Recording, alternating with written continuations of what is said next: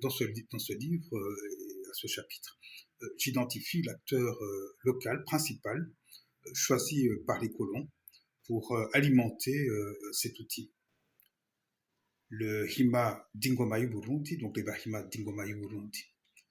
Alors, le Muhima était un acteur donc sacré chez les Barundi, hein, qui a été déchu depuis la fin de l'institution de Kagenta, le tambour sacré des Barundi, avec la conversion forcée au christianisme en 1929 de Muka Kagenta, qui s'appelait Roburisoli, qui est devenu Maria Roburisoli.